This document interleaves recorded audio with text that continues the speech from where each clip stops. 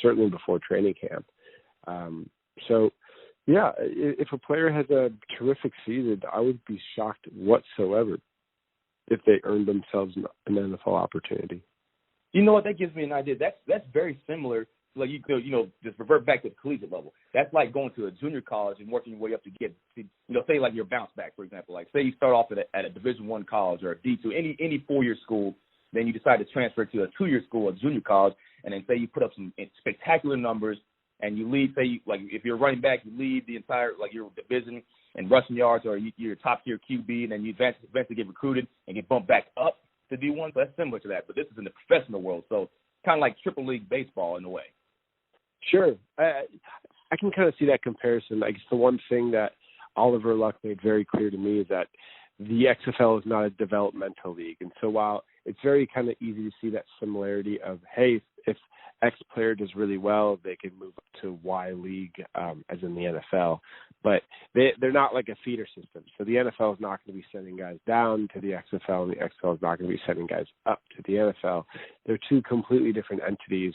The question is that if you ask any single person who is on an XFL roster if they would rather be in the NFL, you'd get unanimous yes. Like, everyone wants to be in the NFL. Like, that is the league to play in. That is where the contracts are much, much, much larger. That is the biggest stage to play in America, is the NFL. And so if any of these guys get an opportunity, they're certainly going to hear it out, and I wouldn't be shocked if they said yes. So it's just a matter of what's this league going to look like if there are these established stars that end up leaving, and they constantly have to recycle through different players. I don't know, it kind of reminds me of like football across the pond, on an English Premier League club. You lose a player and you kind of have to depend on your well of players to replace them with. So it's very interesting. We'll see what happens with it. Exactly. And then what were your biggest takeaways from interviewing Landry Jones in all? He's just excited to play football again. He was an NFL quarterback for 5 years. He made great money. He got to do these really cool and surreal things. He's standing on Lambeau Field. He's standing on the field at Gillette Stadium. He's in an NFL locker room. He's an NFL player. But the thing that people don't realize is that he's a backup. And while you do get to experience all these very surreal experiences, these guys are ultra competitive and they're ultra successful to get to this level. Landry is still the number 3 ranked all-time passing leader in the NCAA. He had a superstar career at the University of Oklahoma.